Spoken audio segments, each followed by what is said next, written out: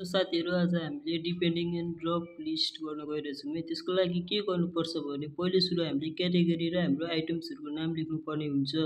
अब हामीले क्याटेगोरी र आइटम्सको छुट्टा छुट्टै हामीले ड्रप लिस्ट बनाउनु पर्ने हुन्छ है। त्यसको लागि सुरु अब हामीले के गर्नुपर्छ भने A2 देखि लिएर A6 सम्म सेललाई हामीले सिलेक्ट गर्ने है।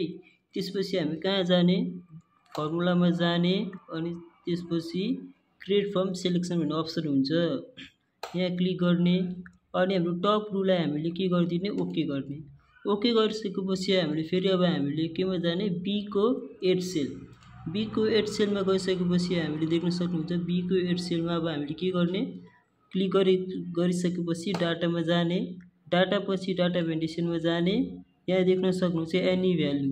अब यसलाई हामीले केमा लानुपर्छ भने नि लिस्टमा लानुपर्छ है।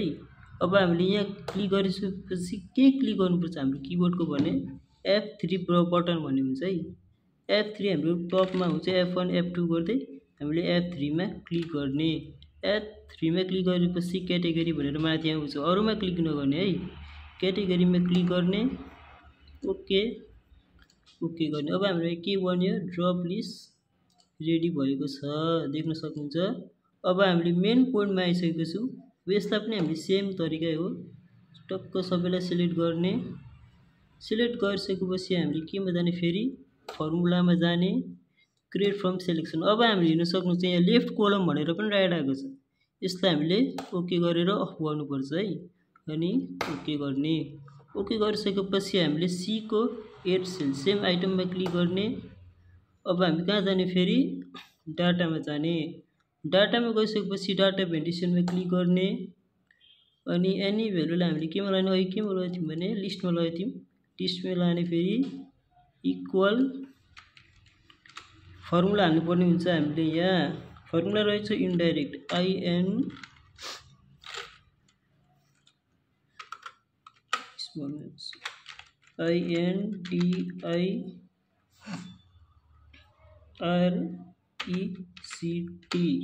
हामीले हेर्न सक्नुहुन्छ यो फर्मुला हाल्नुपर्ने हुन्छ। सिफ्ट ब्राकेट ओपन गर्नुपर्छ, सिफ्ट क्लिक गरेर टक्कसँगले फर्निचरमा क्लिक गरिदिने। हामीले योसँग गर्ने हो नि त डिपेन्डिङ, टक्क गरिसकेपछि सिफ्ट ब्राकेट अफ। हेर्न सक्नुहुन्छ हामीले यति गर्नुपर्छ प्रोसेस है फसिलको लागि। अब हामीले के गर्ने, इन्टर गर्ने। अब हामीले हेर्न सक्नुहुन्छ फ्रुटको फ्रुट आइटम आउनुपर्ने हो है। फ्रुटको म्याङ्गो, पाइनएप्पल, ग्रेप्स आइसकेको छ। यसरी नै अरू पनि हामीले चेक गर्ने। फ्रुटको अप्सन आइसकेको छ। आजको लागि यति नै, मिलेछौँ हामी नयाँ टपिक्स एक्सेल भिडियोमा। आजको लागि बाई बाई।